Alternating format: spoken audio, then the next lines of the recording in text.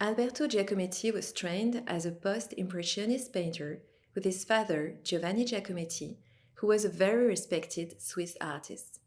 He was friend, for example, with Ferdinand Hodler. With him, and in those artistic circles, he learned that art was basically to represent what you see. And I think this motto accompanied him all his life, even when he went to Paris in the 20s to discover the avant garde and especially Cubism.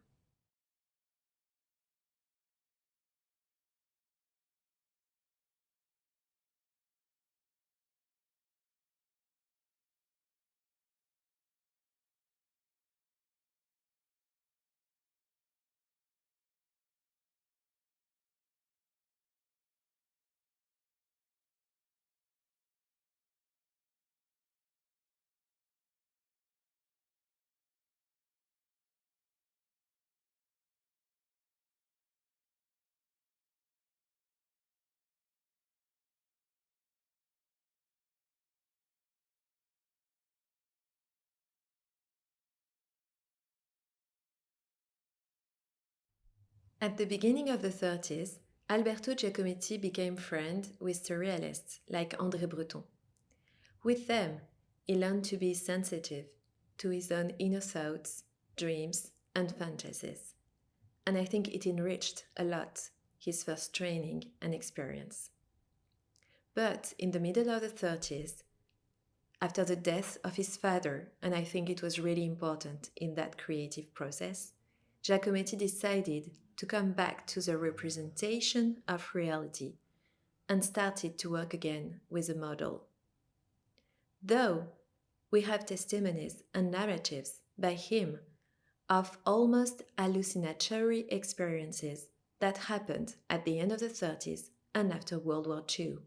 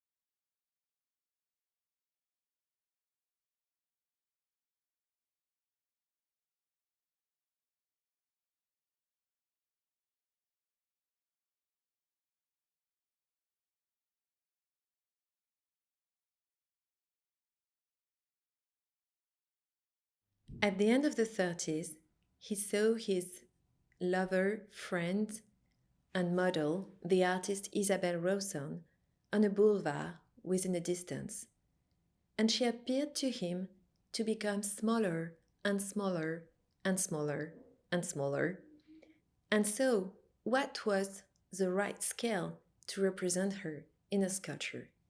It became quite an obsession. After the Second World War, he had a very strange, almost hallucinatory experience in the movies. He saw white and grey spots on the movie screen. And then when he came out in the street, everything was permeated by void. Everything was within a distance, one from the other. The cars, the people walking, the building. And it created a kind of feeling of vertigo for him. So, what was the right space to put between the viewer and the sculpture?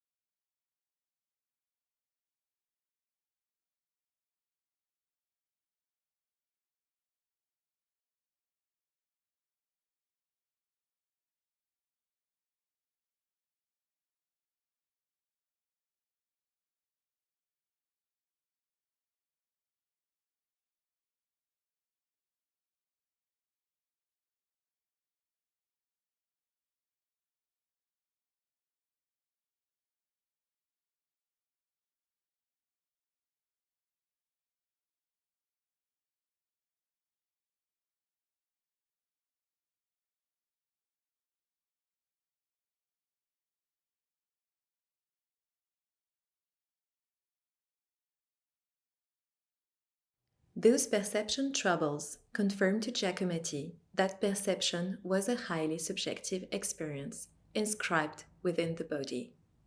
This was studied at the same time by Maurice Merleau-Ponty and the phenomenology which Giacometti knew about through Jean-Paul Sartre. In my essay, I have also connected it to the writings of the French thinker Gaston Bachelard, who was interested by the relationship between creation, psychoanalysis, and perception of the world. And I also think that the writings of the psychiatrist Ludwig Bieswanger, who lived in Switzerland at the same time as Giacometti, can be helpful to understand how an anxious self may alter perception and creation. Indeed, to represent what you see can be a very strong psychic experience, full of affect, as all the work of Giacometti show us.